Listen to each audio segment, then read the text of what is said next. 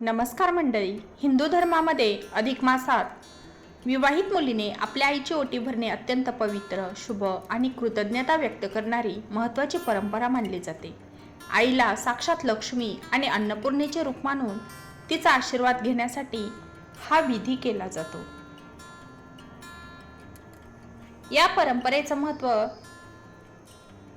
म्हणजे आपल्या आईविषयी आपली कृतज्ञता व्यक्त करणं. जन्मदात्या आईने केलेल्या संगोपनाबद्दल, त्यागाबद्दल आणि प्रेमाबद्दल आदर व्यक्त करण्याचा हा एक सुंदर मार्ग आहे. पहा, 33 कोटी देवतांचं प्रतीक. अधिक महिना दर 33 महिन्यांनी येतो. या पवित्र महिन्यात आईची ओटी भरल्याने घरात सुख, शांती, सौभाग्य आणि अखंड लक्ष्मीची प्राप्ती होते, अशी धार्मिक मान्यता आहे. त्याचप्रमाणे या महिन्यात जर आपण आईला काही दान दिलं किंवा तिचा सन्मान केला तर ती सेवा थेट आपली भगवंतापर्यंत पोहोचते असंही मानलं जातं. मग ही ओटी कशी भरायची किंवा ओटी भरण्यासाठी कोणतं साहित्य लागतं? तर तुम्हाला एखादी नवीन साडी किंवा आईच्या आवडीचा ब्लाऊज जरी तुम्ही घेतला किंवा खण घेतला तरी चालेल. त्याचप्रमाणे अखंड तांदूळ किंवा गहू म्हणजे तुकडा नसलेले अक्षता, पूर्ण तांदूळ तुम्हाला घ्यायचे आहेत. एक सुका नारळ, शहाळं किंवा पाणी असलेला नारळ आणि जोडीला एखादं फळ, उदाहरणार्थ केळी किंवा सफरचंद. त्याचप्रमाणे हळदी कुंकू, 2 विड्याची पाने, सुपारी, बदाम, खारीक आणि एखादं नाणं म्हणजे दक्षिणा देण्यासाठी. तर अशा प्रकारे तुम्ही हे साहित्य वापरून आईला अधिक मासाचं वाण देण्यासाठी तुम्हाला 33 अनारसे, 33 फळे किंवा 33 रुपये ही सोबत ठेवायचे आहेत. आणि ओटी भरण्यासाठी तुम्हाला महत्त्वाचा दिवस किंवा शुभ दिवस म्हणजे मंगळवार, शुक्रवार किंवा पौर्णिमा हे दिवस अत्यंत शुभ मानले जातात. तर अधिक महिन्यामध्येच तुम्हाला हा विधी करायचा आहे. आणि तुम्हाला जर मंगळवार, शुक्रवार जमलं नाही तर कोणत्याही दिवशी तुम्ही तो करू शकता. तर ओटी कशी भरायची? तर आईला पाटावर पूर्व किंवा उत्तर दिशेला तोंड करून सन्मानाने बसवावे.